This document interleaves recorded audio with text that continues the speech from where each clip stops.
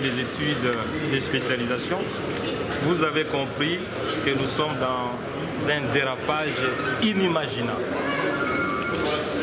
La chambre haute, qui est censée être la chambre des sagesses, est en complicité.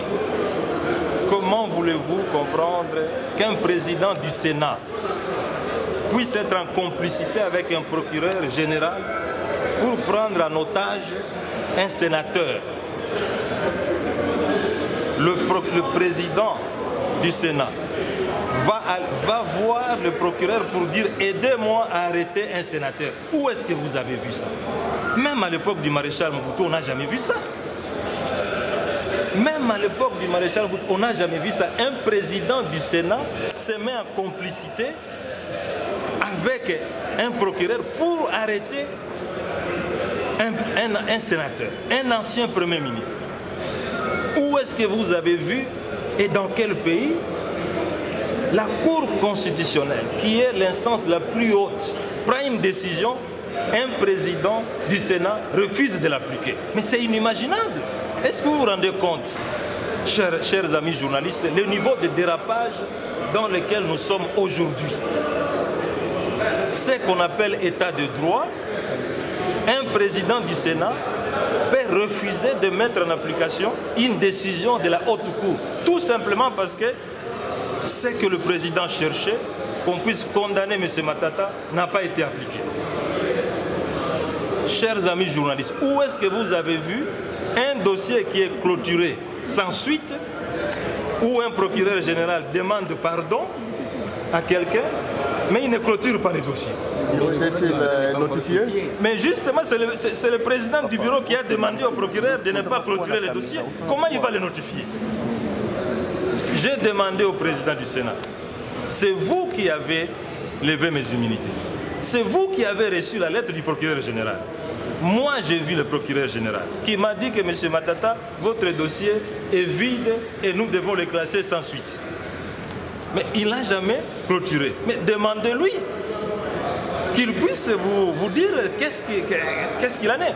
Mais le président du Sénat dit, je ne peux pas lui écrire. Comme c'est lui qui lui a demandé de ne pas lui écrire. Vous comprenez? Qu'il ne peut pas lui écrire. Mais ça, c'est un jeu d'enfant. Est-ce que vous avez reçu l'acte de notification de la Cour constitutionnelle? Avez-vous reçu l'acte de notification? Mais il a reçu ça. J'ai été avec lui dans son bureau le mardi et il m'a dit que j'ai reçu ça. Il m'a dit dans son bureau, et je l'ai dit d'ailleurs tout à l'heure. Et pourquoi vous refusez de vous restituer vos immunités si l'acte de notification? Mais je vous ai dit qu'il est en train de préparer d'autres réquisitoires.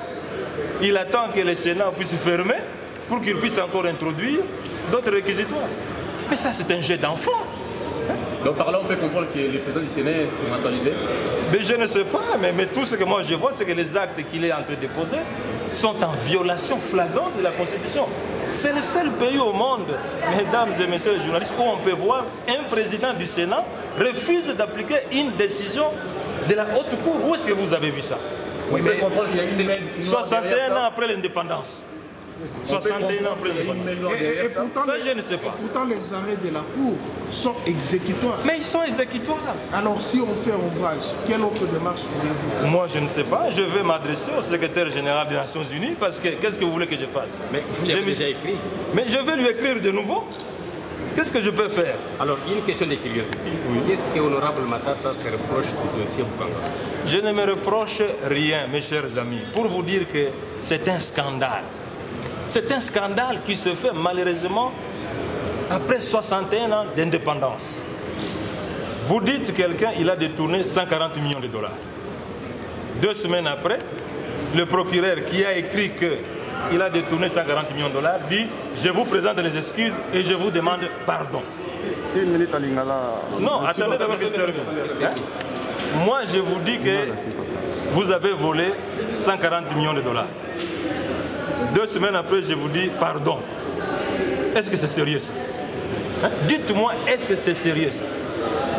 Aujourd'hui, on paye. Deuxièmement, Bukanga Lonso. On dit que M. Matata a détourné 204 millions de dollars américains. Et on dit ceci, c'est M. Christo Grobler, qui était le gestionnaire du parc agro-industriel qui m'a remis ça. L'inspecteur des finances, Gilles Alinguite, les confirme. Le procureur général, Jean-Paul Mukolo, les confirme. M. Christo Grobler arrive ici à Kinshasa. Ça fait 1 mois et demi qu'il est ici. L'inspecteur général des finances les fouille. Le procureur général le fouille. Lui-même, il passe à la télévision. Je suis ici pour témoigner que je n'ai rien donné à M. Matata. Mais si le Sénat ici a besoin de savoir la vérité, mais le Sénat n'a qu'à appeler le procureur général ici, qui m'a demandé pardon pour dire vous avez dit que M. Matata a détourné 140 millions de dollars. Venez nous dire ici que vous lui avez demandé pardon. Mais Mukolo Jean-Paul, il est ici à Kinshasa, il n'est pas en Europe. Deuxièmement, M. Christo Grobler, qui m'a remis l'argent, il est ici. Mais que le Sénat l'appelle. Mais ce Bad, il est en train de dire des choses que même un enfant de 10 ans ne peut pas accepter. Vous êtes président du bureau du Sénat. Vous voulez savoir si M. Matata a détourné l'argent. Mais les 2 personnes qui sont intéressées mais sont ici, mais il n'a qu'à les appeler.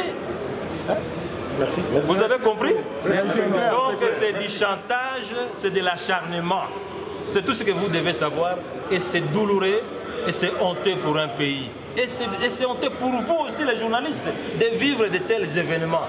Des théâtres, des parodies. Quand on dit un Sénat, c'est une institution de haut niveau, de haute valeur. Vous les journalistes, vous ne pouvez pas accepter que de tels scénarios se passent dans des institutions qui sont censées bâtir l'avenir de ce pays. Merci beaucoup.